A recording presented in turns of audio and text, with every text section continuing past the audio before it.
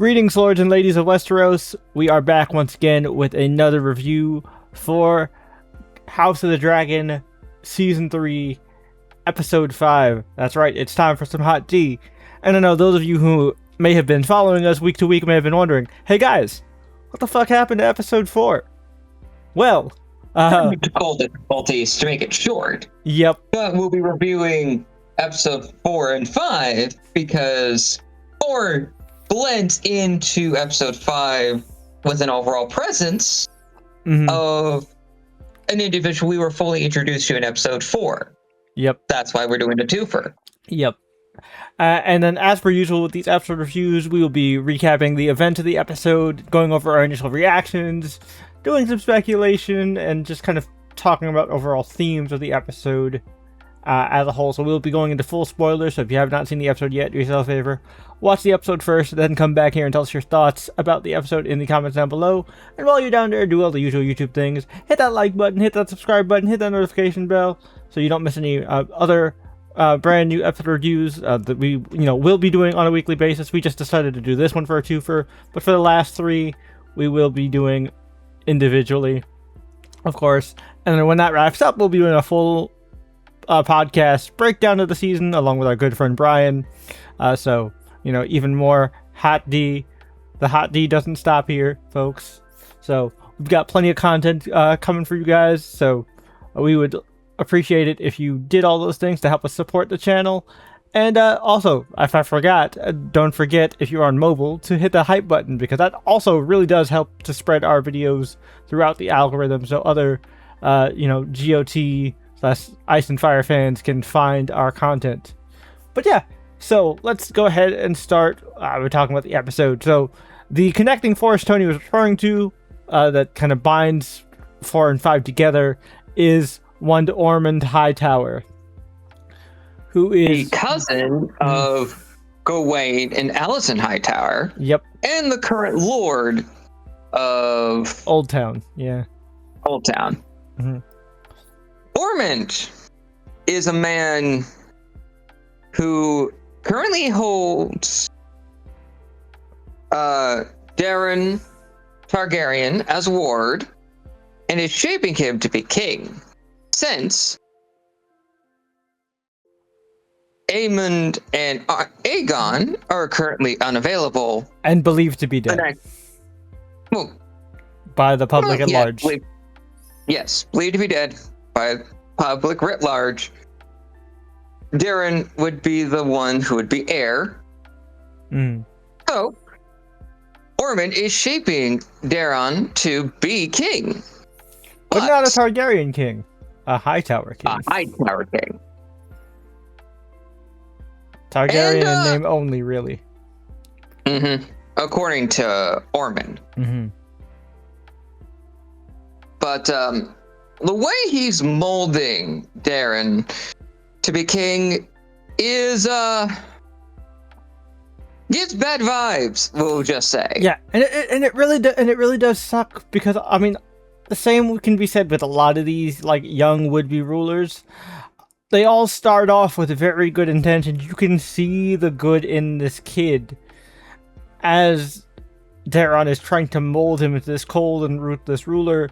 He does, Daeron himself, being only 15, 16, believes in justice, and he, doesn't want to hurt people, and he wants to defend the innocent and, be a good symbol, be a good king, as it were.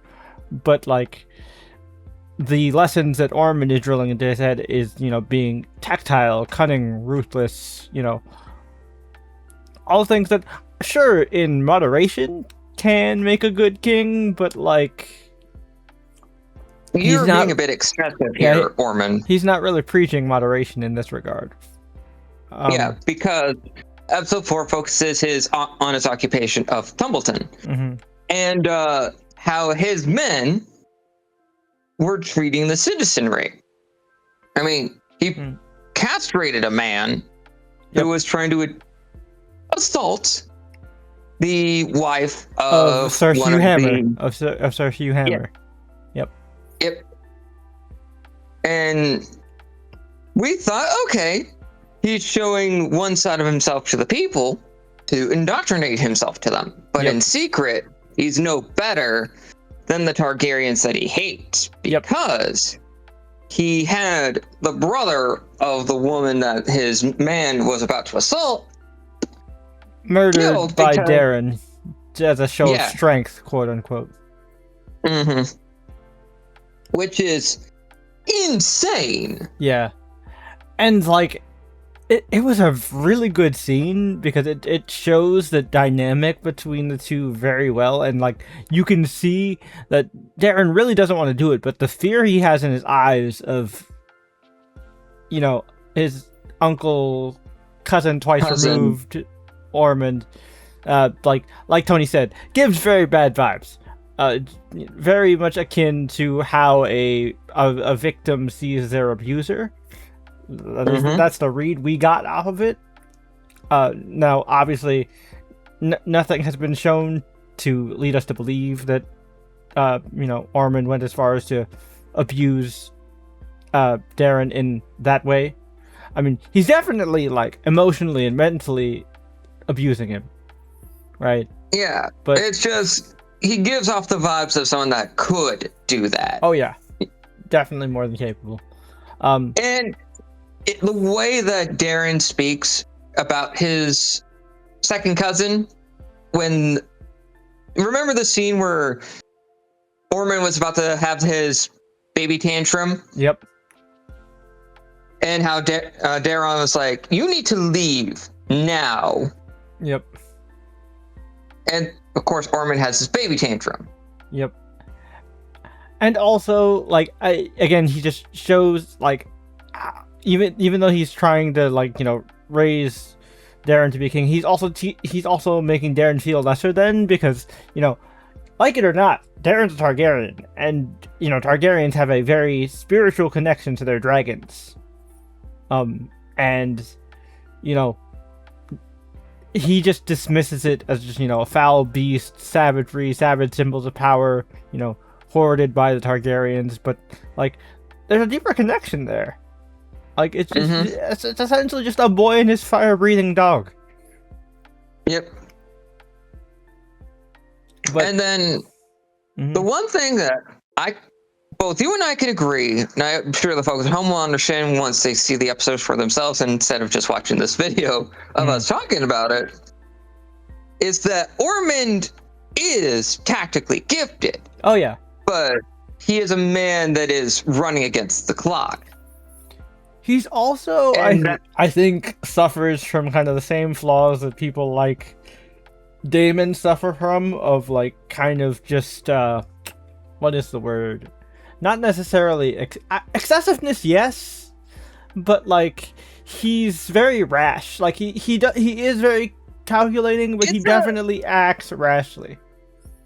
It's like a sign of just being impulsive, and it will make sense by the way I'm going to be describing it. It's like a controlled form of compulsion. Yeah, he is 100%.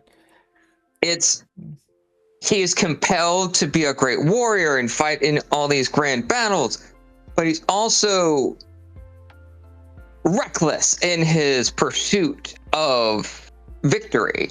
Because he believes himself to be the smartest in the room, which is, again, something that Daemon suffers from as well, which, we see in both episodes as Daemon...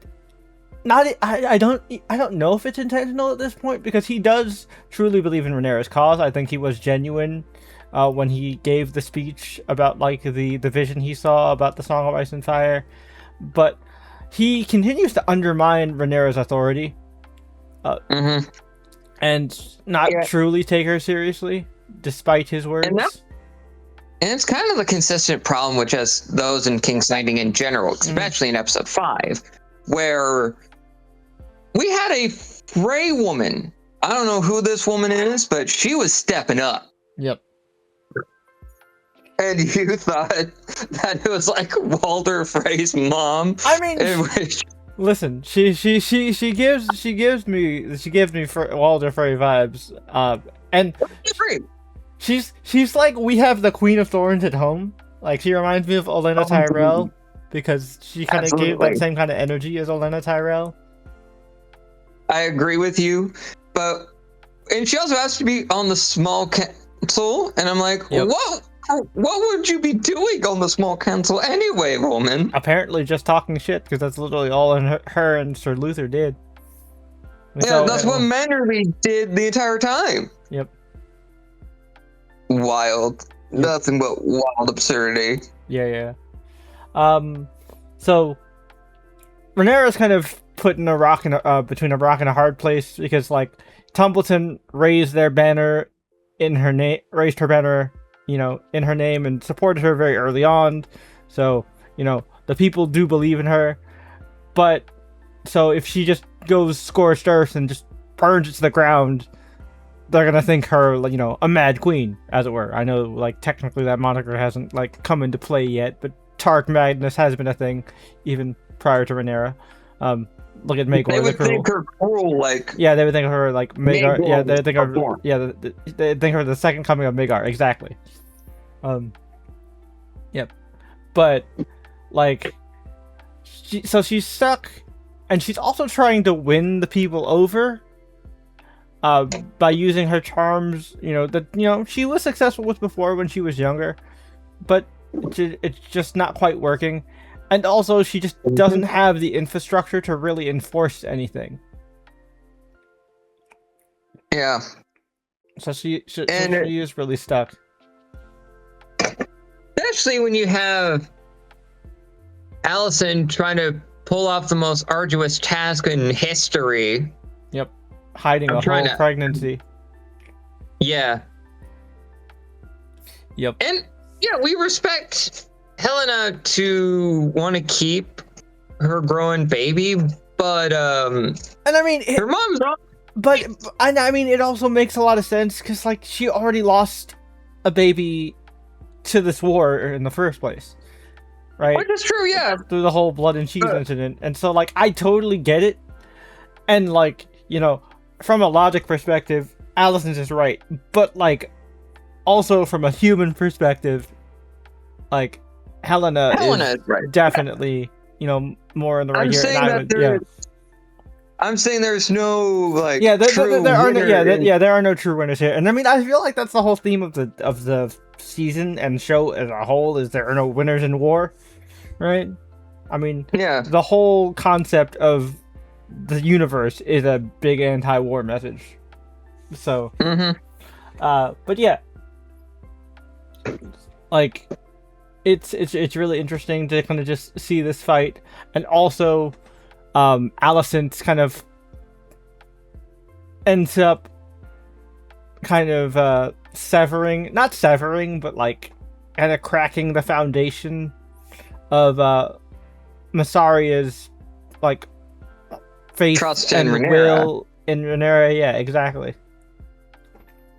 And it's more like because Alicent was using her perspective of being the best friend of Rhaenyra, exactly, and how she was burned, which that makes sense for her to basically say, hey. And it totally makes sense from her perspective, yeah, for sure, because like she chose Daemon when they were younger, and to be fair, at that point, Alicent did make the right call and was like, no, you shouldn't choose him, like, although she also did not give her the right choice, like, Sir Criston, but technically Alicent was more correct. She should not have trusted Daemon. But yeah. No, there's just some things that are bad decisions all around. And then we have the overall mystery of episode 5. Well, not so much a mystery, but like the conflict of episode 5, which is Gold Cloaks are getting murdered in the street in broad daylight. Yep. And we find out that these are all kind of insiders that are like Hightower men that are like working under Ormond's orders to basically disrupt King's Landing security within King's Landing. Yeah, to basically make it so, one, the Gold Cloaks are dead, and now, since they're being murdered in broad daylight, nobody's going to want to sign up to be a Gold Cloak and defend Rhaenyra's capital. Because why the fuck would you? What has she done for you? None of your people are safe. Why would you even bother? So it's really smart. Again, points to Orban for being super clever. It's a clever plan. It's psychological warfare. It's brilliant thinking. It's great strategy. But the Starks and the River folk, they're on their tails, so they don't really got that much time. So, like you said, he's not gonna be able to beat the clock because they're like right there. And unfortunately, Crispy and Gwaine weren't able to stall them long enough. Which, like, I do really like what they showed of Crispin's like struggle in the Riverlands and them using these like guerrilla warfare tactics and such. But also, we kind of see it. We've been saying this since the inception of the show and just Fire and Blood in general. Crispin Cole ain't shit. Yeah, just the hollowness of his like knightly beliefs. He talks the talk of a true knight, right? Like, but he doesn't walk the walk of a true knight. He's not Duncan the Tall. No, he is Duncan the Tall. He's not Duncan the Tall. He's not Arthur Dayne. He's not Barristan Selmy. Hell, he's not even fucking Jaime Lannister. Yeah, like he's not a man of honor. Say what you want about Jaime, right? Jaime is certainly not a perfect person, but Jaime did what he did. Jaime did what he did to protect the realm, because Aerys was fucking nuts. Yeah, he was a threat. Yeah, Jaime has more honor in his pinky toe than Sir Crispy ever had in his entire body. He has more honor in his fake gold finger. Yeah, exactly. Which I find hilarious that Crispy's been talking about his knightly values when he grew up a mercenary. And he shat on them the second he decided to bone the princess and run away like a coward. Yeah, all because... And also, he's big mad because the princess didn't choose him. Because she actually believes in upholding duty and oath. Honor. Foreign concept to this man. Yeah, exactly. But the pièce de resistance of the entire thing, at least to me, is Gawaine's like, I'm tired of this. I'm going. Nah, yeah. Honestly, Gwaine, I totally understand. He's just like, nah, fuck this guy. He literally just wants a suicide mission because he wants to die of glory and honor. He's dumb. Fuck this. I'm gonna try and get to Templeton to get to my cousin. Fuck whatever he's trying to do. Yeah, I'm out of here. Screw you guys. I'm going home. Mad respect to you, Gawain. You're a lot smarter than I gave you credit for in the beginning. I mean, to be fair, he's one of Otto's kids, and Otto doesn't raise idiots. That is true. Cause like we talk shit about Alicent, sure, but she's not an idiot. She's very, very smart. Yeah, I'm saying Otto may have been like a shit parent, but he is a clever individual when it comes to making sure that his plans had plans within them. Mm-hmm. And like most of the Hightowers couldn't stand a candle to how great Otto was in planning. Yeah. Mm-hmm. Because even though Otto, met his end by executioner sword, but that didn't mean Otto didn't get the last laugh in the end. Could be worse. He could have died on the shitter. That is also true. If you know, you know. But the final moments of the episode are really striking to me. Oh yeah. That being the Feast of Traitors. Yep. We were not sure where this plot line was actually going, since I did some digging and it's a show original. Yep. But it's taking reference to what happened in Fire and Blood, but on Crispy's side of the conflict, which I think is interesting that they're going this angle. Oh, also something we didn't talk about because this was mostly in episode 4 and we've been focusing on 5. We did get the reveal of Baela or Rhaena, quote unquote. Like Daemon and Caraxes found Baela and I said Baela again. Rhaena and Sheepstealer. Yeah, she is taking the role of Nettles, who had Sheep Stealer in Fire and Blood. But this time, Damon is not her lover. It's just the secret that Damon is hiding is not that he's sleeping with this girl. It's that, that girl who murdered, quote unquote, murdered Jace, or at least, played a hand in the death of Jace, is her stepdaughter. Mm-hmm. And of course, people are telling Rhaenyra to focus on other things when Rhaenyra is focusing on the right things, which are her legitimacy, try to take her throne. Yeah, her legitimacy, her people, and most importantly, Aemon, who is honestly the biggest threat. Mm-hmm. Well, at least until Ormond had officially presented himself, Aemon was the biggest threat. Now, Ormond's coup is a much bigger threat, especially because he's got kind of forces on all sides, kind of thing. And also, Rhaenyra is really focused on finding Vhagar too. Mm-hmm. Which, yes, true. She is the oldest dragon alive, but I think the task at hand is to make sure we get Ormond off the game board. Oh yeah. Then we can worry about Vhagar and her rider later. Mm-hmm. Which his little character arc is fascinating too. Yeah. Which is the same thing that happened to his uncle. Yeah. When he had his first trip to Harrenhal too. Except with mommy issues? Question mark? Definitely with mommy issues. Oh, sweet lord, mommy issues. It's a weird plot. It's a weird plot, but I still dig it. Is there anything? Oh, we didn't really talk about Aegon and his journey, his journey to find Aemon and get vengeance. We don't like Aegon.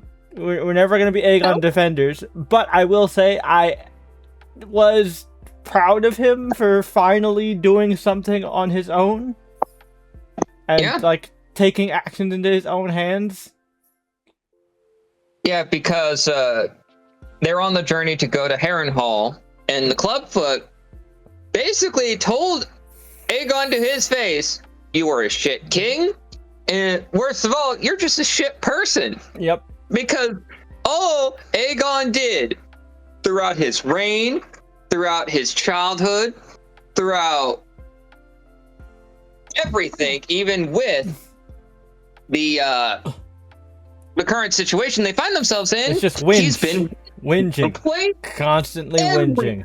Second, every day, just bitching and moaning about everything. It's oh, my life sucks. And also, he's also just bitching he's bitching in a victim tone, right? This isn't my he didn't take any kind of accountability. No, it's Aemon's fault. Aemon did this. My mother doesn't love me. My dad doesn't love me. My sister hates me. Yeah, no shit, your sister hates you. My sister wife hates me. Mm-hmm. Everyone just is out to get me. Oh, woe is me. And it's no, you're just a terrible person. All you did was get drunkenly decide to go into battle, and that's how you got yourself literally cooked. You played stupid games and won stupid prizes. You fucked around and you found out. Congratulations, Aegon. You played yourself. That's really the moral of his story. Yep. And then, to our shock and surprise, guess who shows up in the encampment? Yeah, fucking Tywin Lannister. How the fuck? We're still confused. Because that motherfucker was wearing full plate armor. I guess it's just a Lannister trait, because Jaime survived in the original show. And, I guess, being Jaime's ancestor worked for him too. Yeah, I guess, because that man... Lions can swim. Was on the same boat as the bitch fist. Yep. Still one of the coolest names ever. Exactly. And it was perplexed. Jay was perplexed. We were trying to figure it out, but while he and Clubfoot were talking, the guy who was running the encampment, you can't see it, folks, but I'm making air quotes. Yep. He is the king of the encampment. He like overheard. He overheard them talking about the king, and then they found it, and he also found Aegon's crown. Yeah, and he's like, Gregor, what is this? And then Aegon's like, shanks him. And he actually has a really cool moment where he stabs the fuck out of him and is like, you know, you may call me your grace. That was actually cool. Aegon doesn't have many cool moments, so I gotta give him credit when it actually counts. When we looked at him doing that, it's like, you know what? We'll give him that one. We don't like the guy, but we'll give him that one. Everybody has at least one cool moment, and that's Aegon's one for his entire lifetime. Also, it's like that one old Family Guy gag with Spider-Man. Everybody gets one. Yep. Everybody gets one. But yeah, so I feel like that's everything. Is there anything we missed out on? I feel like... It's still... There's room to be open to interpretation. I want to see where certain things go, like certain relationships that are kind of fledgling, and how, like... Aaron himself, Adam. Yeah, one of them. Yeah, Adam or Alan. Alan is the older one, and then Adam is the one that's flirting with Baela right now. Yeah, which I find insane. Like, my guy. It's in really poor taste. She is still grieving. Like, and she is your niece. Yeah, grandniece. No, niece. No, because like his father is her grandfather. Yeah, which would make him her uncle. Oh yeah, it would be her uncle. Yeah, you're right. No, it is niece. Whatever. Yeah. So that's weird. And like seriously, they only burned Jace's body maybe a couple weeks ago. Like, yeah, that is just wild. Insane work. But yeah. That's pretty much it. Yeah. If there's anything else, please let us know in the comments. What are your favorite moments within these two episodes? I know this is a chunky... Yeah, go ahead. Like, your theories of what's going on. Who are these individuals that Ormond is hiring to just take out the gold cloaks? Because this is some like S tier work that they're working with here. This is like it's true assassin builds rather than like common folk. They almost feel like faceless men, but like obviously they're not, because like, you know, Bravos. But like it definitely gives that kind of vibe.